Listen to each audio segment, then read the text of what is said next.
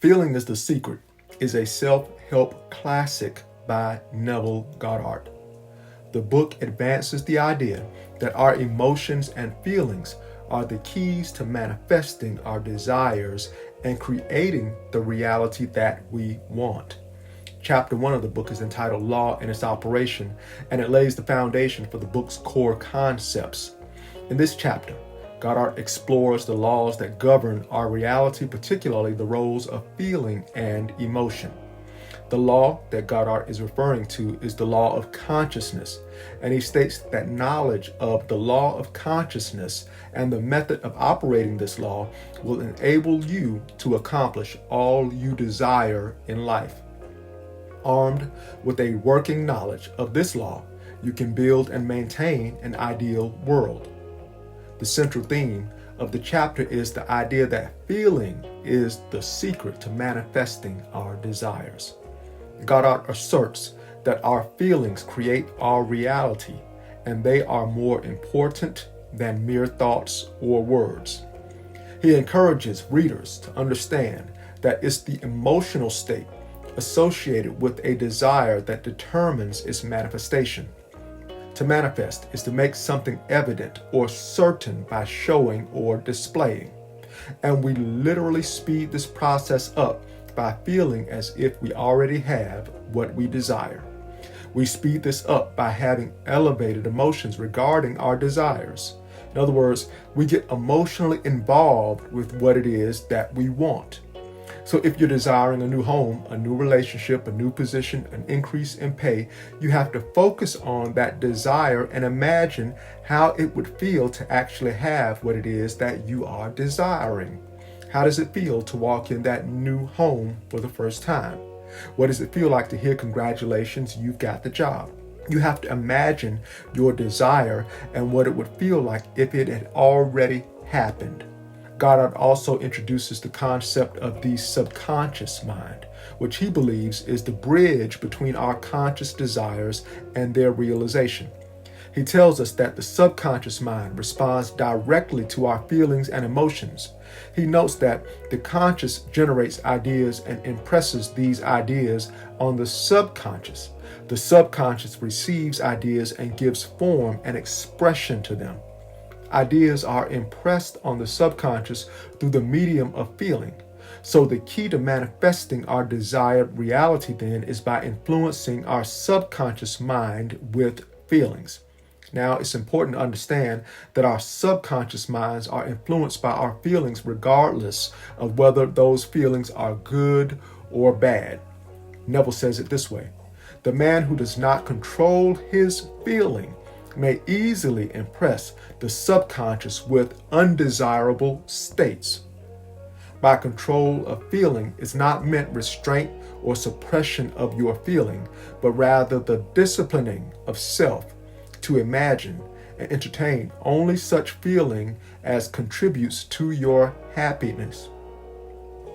It has been said that we can't always control what happens to us, but we can control how we respond. We have choices, and we can choose to control our feelings. How? By refusing to entertain undesirable feelings or thoughts.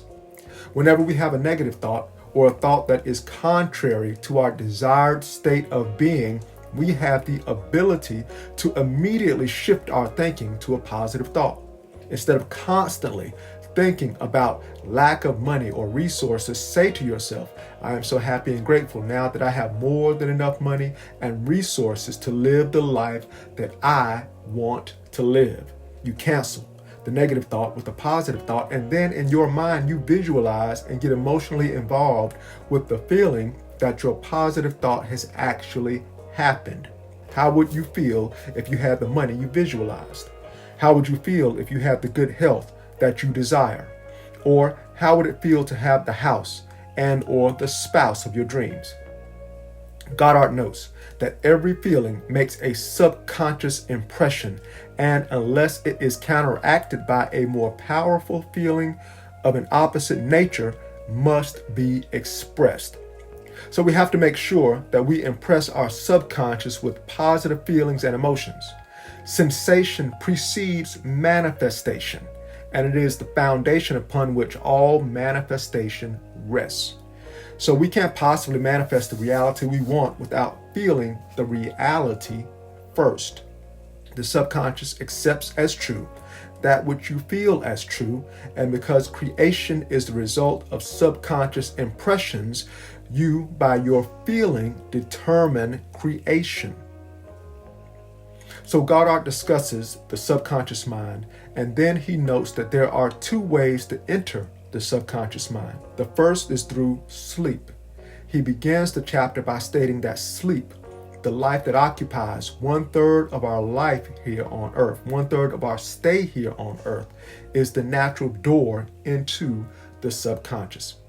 And he quotes from Job 33:15, which says, "In a dream, in a vision of the night, when deep sleep falleth upon men, and slumbering upon the bed, then he openeth the ears of men, and sealeth their instruction." So we cannot underestimate the importance of the state of sleep in manifesting desires. Neville emphasizes the idea that the subconscious mind is most receptive to suggestion during the drowsy state between wakefulness and sleep, and how we can use this time to impress our desires upon the subconscious. He goes on to say that night after night, you should assume the feeling of being, having, and witnessing that which you seek to be, possess, and see manifested. Never go to sleep feeling discouraged or dissatisfied. Never sleep in the consciousness of failure. So whatever it is that we have identified as the thing we want before we go to sleep, we should assume we have it. We should think about it and feel as if we already have it. And we should cast aside all doubts or any thoughts that we don't have it. And so this means we have to watch what we consume before we go to sleep. We have to be mindful of the type of programs we are watching on television, the types of videos we are watching on YouTube, and so on. And while many people feel limited to their present or chained to their past, we have choices. We can choose to live our lives in the predictable present, or we can have the life of our dreams. We can choose to be victims or prisoners of our past, or we can live the life of our dreams. But it all begins in our mind. It begins with our assumption of the wish fulfilled. We cannot limit ourselves to the past. We cannot limit ourselves to positions that others have placed us in. Neville notes in chapter 2 that the part you play on the world stage is determined by your conception of yourself. So let me encourage you to conceive yourself as already having that which you desire. Believe it, feel it, and as you fall asleep believing it and feeling it, you will impress these feelings on your subconscious mind, and your subconscious mind will go to work lining up plans, people, and opportunities to bring your desires to reality in your life. Before going to sleep, you should consider using affirmations, but don't just say them, feel them. Feel that you have what you're affirming as you drop off to sleep, and this feeling will be deposited into your subconscious mind.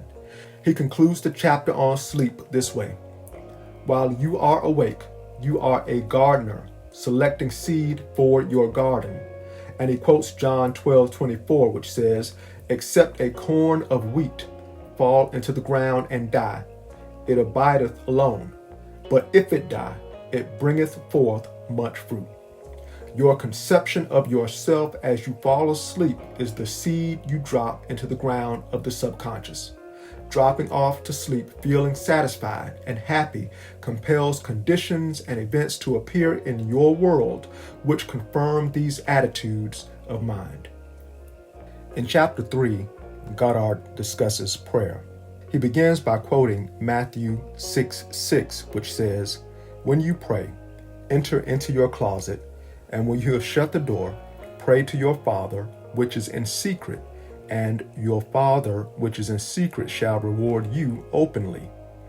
Goddard suggests that traditional prayers, as they are commonly understood, often miss the mark. Instead, he argues that true prayer is an act of vivid imagination. To him, praying is not about begging or beseeching a higher power.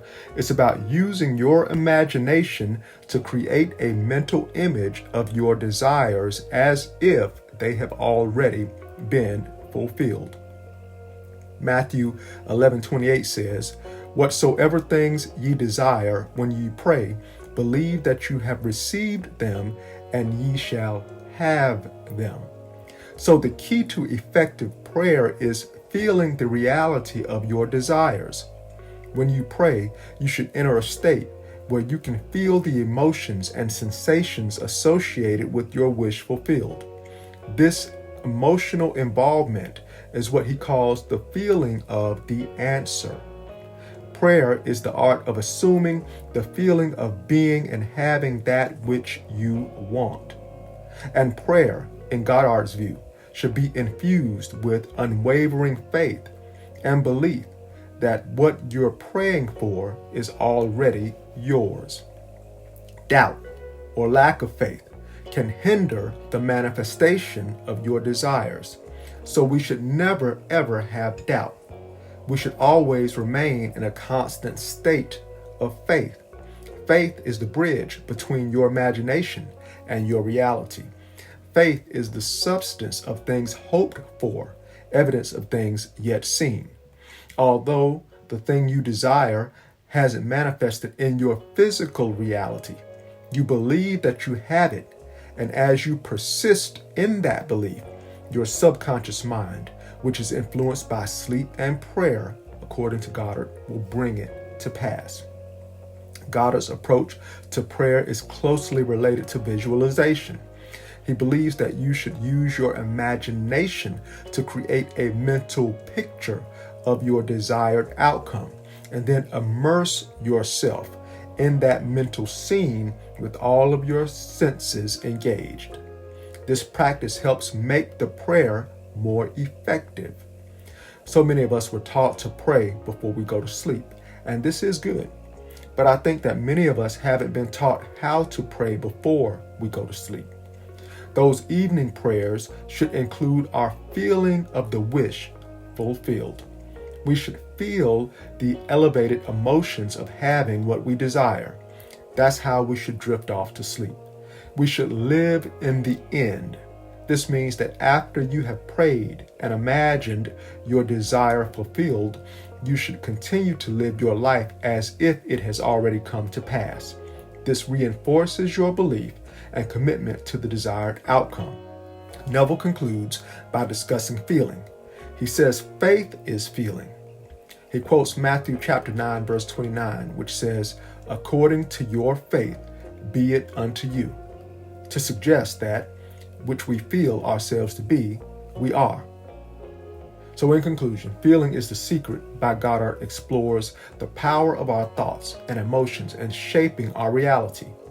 It provides practical insights and techniques for manifesting desires by using the creative power of the mind. The book's central message is that when we align our feelings with our desires, we can bring about profound changes in our lives.